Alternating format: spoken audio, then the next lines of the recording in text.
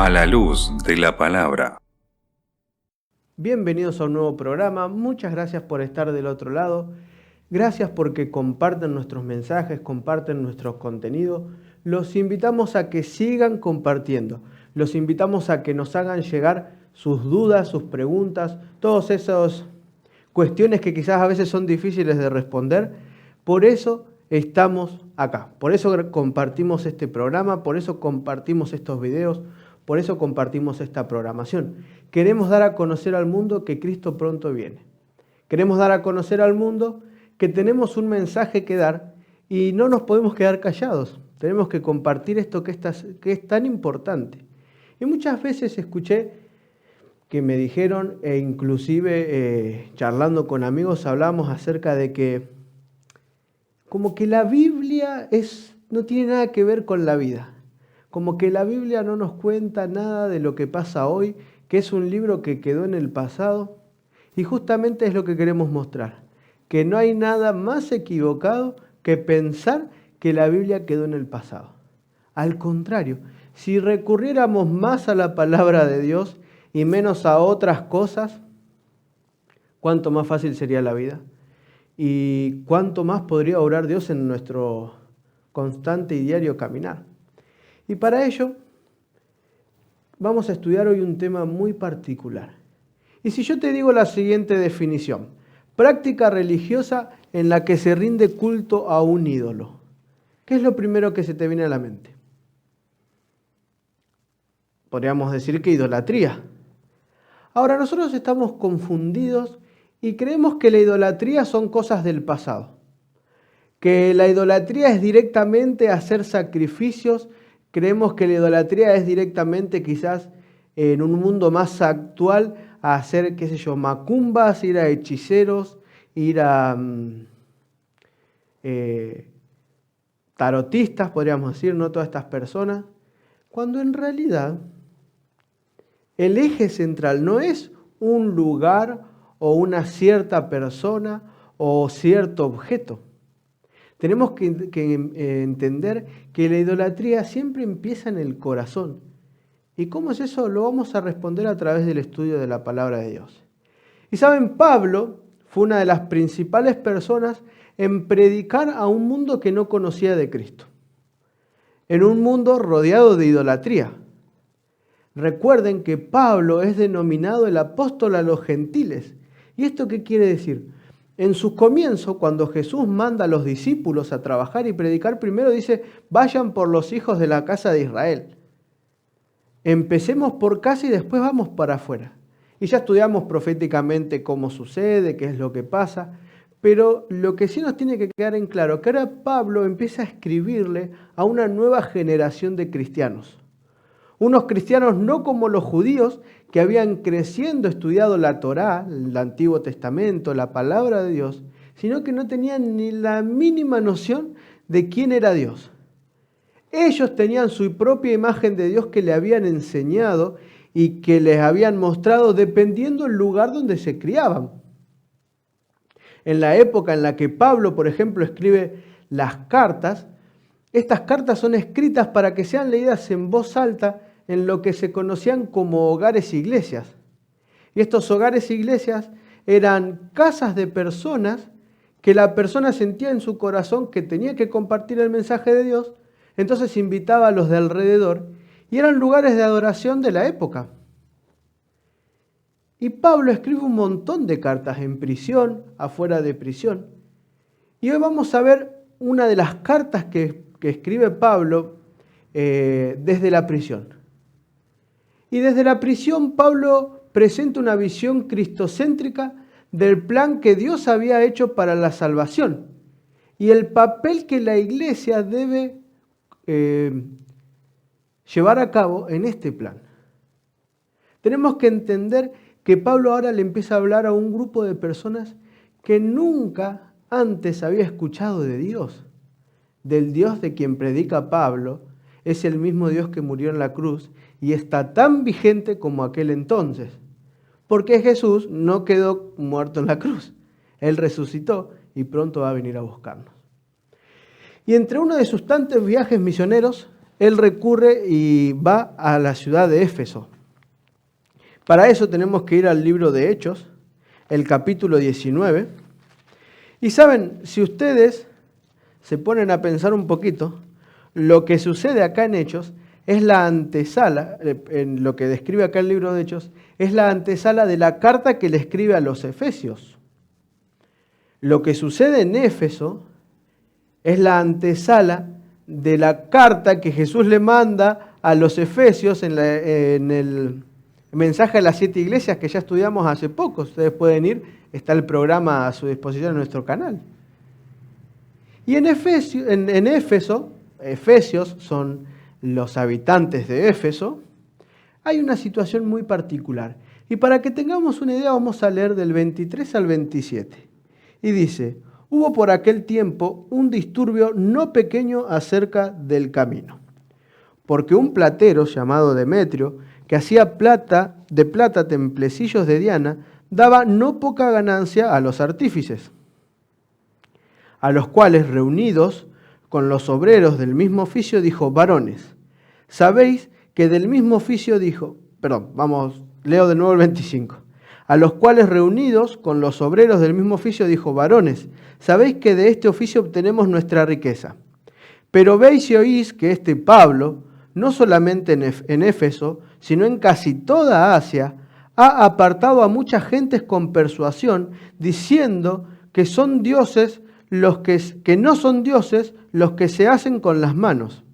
Y no solamente hay peligro de que nuestro negocio venga a desacreditarse, sino también que el templo de la gran diosa Diana sea estimado en nada y comience a ser destruida la majestad de aquella a quien venera toda Asia y el mundo entero. Pongámonos un poquito en contexto. Si ustedes quieren ver un poquito más del contexto histórico y social, pueden ir a nuestro programa en la iglesia, el mensaje a la iglesia de Éfeso. Pero a manera de resumen podríamos decir que Diana, para los romanos, era la misma diosa Artemisa para los griegos. Tenía que ver con la fertilidad. No por nada era representado con un torso femenino lleno de pechos y abajo, la mitad para abajo, era un tronco, o se podría hacer una escultura de tronco o de madera, con diferentes adornos. El templo es considerado una de las 7 maravillas del mundo. Ellos tenían pórticos adornados con esculturas de grandes figuras, de grandes filósofos griegos. Aquellos que, por ejemplo, aportaban al templo, tenían los mayores honores que la ciudad podía conferir. Nosotros estamos acostumbrados a que quizás una iglesia sea un lugar donde se va 1 o 2 veces a la semana y ahí quedó. Pero el templo de Diana era un templo que a su alrededor se había construido una ciudad entera en torno al mismo templo. Por ejemplo, había sacerdotes, sacerdotisas. Es más, había niños que oficiaban en las diferentes ceremonias a Diana, e inclusive estos niños recibían educación. Así que el templo no era solamente un templo, era también una escuela. Inclusive, si vos te sometías a ser un sacerdote o sacerdotisa de Diana, durante 60 años te daban, una vez que terminabas de oficiar, tenías hasta 60 años de aporte con una pensión por haber sido sacerdote. Imagínense que todo esto no se mantiene sin dinero. Imagínense ustedes la importancia que tenía el templo de la diosa Diana o Artemisa para el pueblo. No era una iglesia más que por ahí preguntabas: ¿y el templo a Diana dónde está? Y no sé, creo que escuché que me dijeron que está a 3 cuadras para allá. No. Era un centro. Inclusive viajeros de todo el mundo venían a Éfeso exclusivamente a adorar a Diana en el templo de Diana. Por ejemplo, había una casta especial, una serie de eruditos, sacerdotes, que se dedicaban a estudiar los misterios de Diana y lo que ella conllevaba todo ello, que se los llamaba teólogoi, porque eran estudiosos de Diana y de los misterios. Y fíjense que es un dato no menor en el que ahora Pablo va a hablar en contra de toda la estructura idolátrica que existía en ese periodo. Pónganse ustedes ahora en el lugar de Demetrio. Demetrio tenía podríamos decir, su imperio económico basado en la venta de utensilios que tenían que ver con amuletos, con estatuillas, recordatorios de Diana y del templo. Pónganse a pensar que si Pablo venía a hablar del Dios verdadero, que no aceptaba esta adoración a estos ídolos, era un golpe a la idolatría. Es por eso que lo primero que piensa Demetrio es, ¡ay, qué bueno la verdad nueva que me está contando! No, Demetrio lo primero que piensa es, está en riesgo nuestro sustento. Y trata de armar un complot junto con los otros vendedores de artesanías, que eran en realidad vendedores, por así decirlo, de amuletos. Entonces fíjense que acá hay más que una simple venta o más que una simple predicación para el que recibe lo que les decía Pablo. Acá estamos hablando sobre una lucha entre la situación financiera por sobre la espiritual. Tenemos que entender que muchas veces la predicación del Evangelio va a amenazar con los intereses económicos arraigados en las personas. Predicar la verdad presente que está en la Biblia muchas veces va a hacer que personas pongan en jaque su estilo de vida y su, podríamos decir, estabilidad económica. Es por eso que hay que ir siempre con una estrategia a trabajar. No podemos ir a hablar por hablar. Yo me pongo a pensar, quizás Demetrio ni siquiera creía en Diana. Quizás ni siquiera creía que Diana tenía poder para ayudarlo o para bendecirlo. En lo que sí creía Demetrio era en el poder que le daba tener un bolsillo abultado. Muchas veces, si llevamos esto a la situación de hoy, ¿cuántas veces preferimos poner lo material por sobre Dios? O peor, poner todas nuestras expectativas en un objeto. Darle más importancia a un objeto que al mismo creador. Quizás podríamos decir que la predicación de Pablo en Éfeso ponía en jaque esta idolatría. Y los versículos 28 al 30 dice que cuando oyeron estas cosas, se llenaron de ira y gritaron diciendo, «Grande es Diana de los Efesios». Y la ciudad se llenó de confusión y a una se lanzaron al teatro, arrebatando a Gayo y a Aristarco, macedonios compañeros de Pablo. Y queriendo Pablo salir al pueblo, los discípulos no le dejaron. Fíjense qué importante entender que era tal la influencia que tenía lo que ocurría en el templo, porque las ventas se hacían en el pórtico del templo, en la entrada, que toda la ciudad se conmocionó por lo que sucedía en el templo. El tema acá no era el objeto en sí, sino el valor que ellos le daban al objeto y lo que tenía que ver con el templo. Cuando hablamos de idolatría, tiene que ver no con descuidar a Dios, sino asignarle a un objeto el lugar de Dios. Y cuando hablamos de objeto, podemos hablar de un objeto metálico, de madera, o también un objeto que puede ser más que un objeto. Hablando en palabras cotidianas, todo aquello que le quita el lugar a Dios pasa a ser un ídolo para nosotros.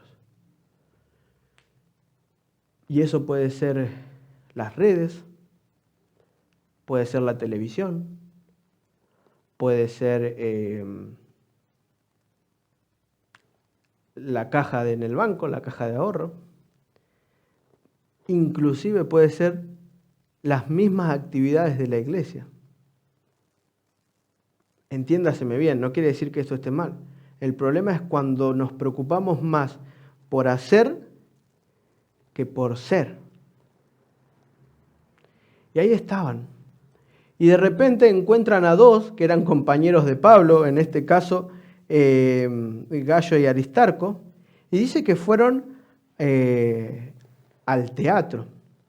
Y el teatro era un lugar que estaba cerca del centro de ahí del templo. Y saben ustedes que en ese periodo, porque en ese periodo no había televisión, no había celular, no había redes sociales, algo había que hacer para divertirse. A algún lado había que ir a ver. Y saben ustedes que ese teatro, ese anfiteatro, tenía capacidad para casi 25.000 personas. Entonces los que no estaban en el templo, estaban en el teatro. Prácticamente una ciudad entera se había hecho eco de esta situación. Fíjense el revuelo que causa la predicación del Evangelio cuando la hacemos correctamente. Fíjense a los lugares que podemos llegar cuando predicamos de la manera correcta. Y la manera correcta tiene que ver con una estrategia que Dios nos tiene que dar. Nosotros tenemos que hacer nuestra mejor parte, pero si Dios no está en el medio, no importa la estrategia. Si el Espíritu Santo no es el que guía, no importa cuánto planifiquemos. Siempre tenemos que poner a Dios en primer lugar. Siempre hay que darle a Dios el lugar que a Él le corresponde. Y fíjense que, por ejemplo, esto no es una lucha de este momento. Miren, acompáñenme al libro de Jeremías. Jeremías, el primer capítulo nomás, vamos a leer el versículo 16. Y dice lo siguiente. Y a causa de toda su maldad proferiré mis juicios contra los que me dejaron. Incensaron a dioses extraños y la obra de sus manos adoraron. Hay una lucha constante, porque esa es la lucha que hay en el gran conflicto, la verdadera adoración. Darle a Dios el lugar que se merece o no. Y muchas veces nosotros creemos que a Dios lo podemos adorar como a nosotros nos parece.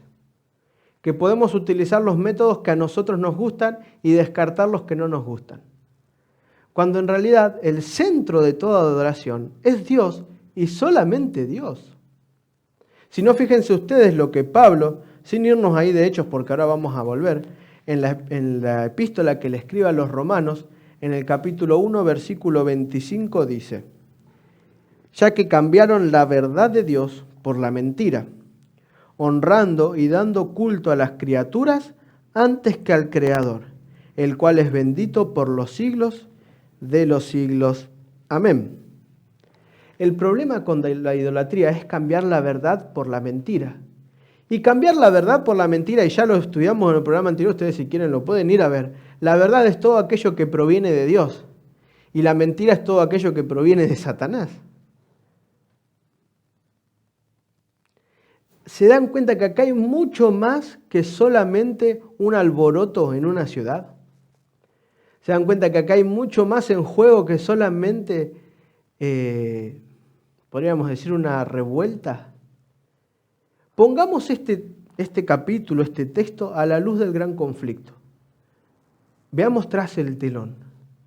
Satanás tenía en su poder, en sus garras, un sistema idolátrico, una estructura bien formada de falsa adoración. Y le estaba funcionando. Y ahora Pablo, un enviado de Dios, viene a entrometerse en los planes de Satanás. ¿Ustedes creen que les va a ser fácil? Fíjense que dice que atraparon a estos que estaban con Pablo. Y Pablo, queriendo salir, los propios discípulos, dice que estaban ahí, los propios que lo estaban ayudando, no lo dejaron salir. Pablo quería ir y hacerle frente. Pero los discípulos se dieron cuenta de que corría en riesgo su propia vida. Y eso es porque nosotros no luchamos contra sangre ni carne, sino contra principados y potestades de las huestes, príncipes de las tinieblas. Entonces eso no se trata solamente de un amuletito, una pulserita, o va más allá. ¿Vamos a adorar a Dios como corresponde o no? ¿Vamos a darle el lugar a Dios en nuestra vida que Él merece y no el que a nosotros nos parece? Y la historia continúa. Y en el versículos 34 y 35 dicen lo siguiente. Entonces el escribano, cuando había apaciguado la multitud, dijo: varones efesios, ¿y quién es el hombre que no sabe que la ciudad de los efesios es guardiana del templo de la gran diosa Diana y de la imagen venida de Júpiter? No había quien no supiera que ese lugar le pertenecía a Diana. En otras palabras, no había quien no supiera que ese lugar le pertenecía a la idolatría que Satanás le había propuesto. Estamos en una revuelta que duró horas. La gente gritando, queriendo sacarle la vida inclusive a los propios discípulos. Entonces, miren, voy a leer nomás para que se entienda un poquito más la historia del versículo 33. Dice que sacaron de entre la multitud a Alejandro, empujándole los judíos. Entonces Alejandro, pedido silencio con la mano, quería hablar en su defensa ante el pueblo. Pero cuando se dieron cuenta que no era de ellos, que era un judío, empezaron a gritar: ¡grande Diana! Quienes habían ido a predicar eran judíos, porque claramente el evangelio había empezado ¿dónde? Si no, Pablo, ¿de qué nacionalidad era? Entonces, cuando se dieron que los rasgos eran diferentes, dijeron: nosotros no podemos permitir que estos vengan acá y a sacarnos toda la estructura que ya teníamos. Pero en medio de todo ese caos, yo me imagino y me pongo en el lugar de los discípulos, una multitud enfurecida. Parecía, las estadísticas daban de que iban a perder la vida. Pero Dios nunca deja solo a quien trabaja para Él. Dios nunca deja solo a aquel discípulo, a aquel cristiano que alinea su vida con el plan que Dios tiene para él. Nunca. Y utiliza a quien tiene que utilizar. Punto. Cuando Dios quiere utilizar a alguien, ni el mayor emperador se puede negar, porque Él es quien quita y pone reyes. Cuando Dios está manejando el plan, nadie se puede negar ante los designios divinos. Y el escribano que interrumpe era una personalidad muy influyente en esa época. Su rol era custodiar los archivos de la ciudad. Por lo tanto, era una persona de renombre. Entonces, el mismo escribano interfiere en la situación, ¿no? Y leíamos que dice: ¿acaso no todo el mundo sabe quién es Diana? No todo Asia Menor, y cuando habla del mundo entero hace alusión a lo que hasta el momento se conocía como el Imperio Romano, ¿no? El mundo conocido. Fíjense ustedes en la importancia de entender de que si bien el mensaje había llegado a Éfeso, todavía Satanás tenía sus garras clavadas en la presa. Todavía Satanás tenía influencia en toda esa ciudad. Y hoy no es distinto, ¿eh? Ustedes no creen que hoy es muy diferente. Nosotros tenemos que dar un mensaje que en primer lugar no es popular. En segundo lugar va a chocar con muchas tradiciones. Y muchas veces nosotros podemos y tenemos que tener cuidado de cometer el error de, por querer hacer nuestro mensaje más popular, diluir la verdad o ocultar ciertas cosas para no caer mal a la gente. Tampoco hay que ir y decir todo de una, ¿no? Sino con un progreso. Tenemos que entender que en este mundo la influencia de Satanás en la sociedad es mucho mayor de lo que nosotros creemos. Pero no somos llamados a permanecer en silencio. Al contrario, somos llamados a levantar la voz, a entender de que tenemos que predicar un mensaje, en primer lugar, que no es popular, pero segundo, es un mensaje que tenemos que dar a conocer a todos de que Cristo tiene que ocupar el primer lugar, ni el segundo, ni el tercero, ni el cuarto. Y fíjense que la historia termina por acá diciendo del 39 al 41. Y si demandáis alguna otra cosa en legítima asamblea, se puede decir. El mismo escribano es el que está hablando. Porque peligro hay de que seamos acusados por sedición por esto de hoy, no habiendo ninguna causa por la cual podamos dar razón de este concurso. Y habiendo dicho esto, despidió a la asamblea. En ese momento cúlmine de la situación, este concurso hace alusión a esta rebelión. Si esta rebelión llegaba a los oídos de Roma, quizás esta conducta sediciosa, como se denomina, podía quizás resultar en una reducción de los privilegios que la ciudad tenía. Y ellos decidieron, no porque habían estado convencidos del mensaje que le habían dado, sino por sus propias, podríamos decir, sus propios intereses, irse y dejarlos. Y ahora llevando esto que veníamos hablando al día de hoy, ¿no? Transportando este mensaje a nuestros días. ¿A qué dioses estamos sirviendo? ¿Qué es lo que ocupa el primer lugar en nuestra vida? ¿Cómo estamos predicando el mensaje que Dios tiene para nosotros y que tenemos que dar al mundo entero? ¿Saben? Hay un solo Dios digno de gloria. Es ahora el momento de ponerlo en primer lugar. No podemos empezar a poner nuestra esperanza en cosas que son objetos que no hacen más que descalificar a Dios. Dios te está invitando en este momento a que lo adores como realmente se merece. De que dejes de poner tu esperanza en artilugios, en cadenitas, en pulseritas, que esto es contra tal cosa, esto. Acá el único digno de adoración, acá el único digno de recibir confianza, respeto y lo que se merece es Dios. Nada puede estar por encima de Dios.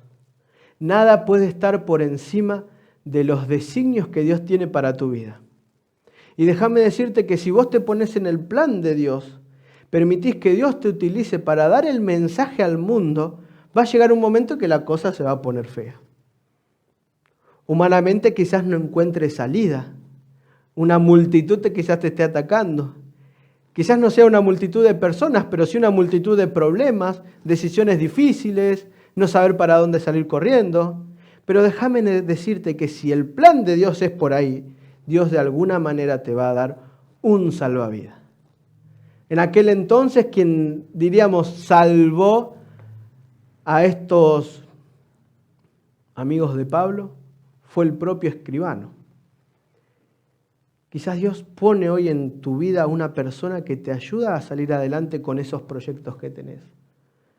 Pero hay algo que te tiene que quedar en claro. No nos podemos quedar callados. Es momento de predicar el mensaje de la verdad. Es momento de predicar el mensaje de la realidad que estamos viviendo. El mundo está encerrado en las garras de Satanás, está atrapado sin poder por dónde salir.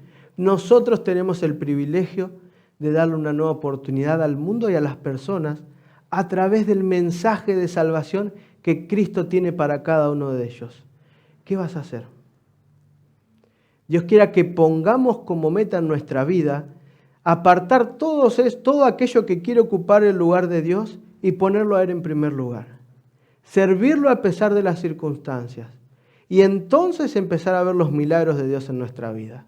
Dios quiera que hoy decidas por Él en primer lugar. Gracias por acompañarnos en el programa de hoy. te invito a que, como siempre te digo, veas una segunda parte a cargo del licenciado Rubén Arnold. Podés acceder a través del siguiente link.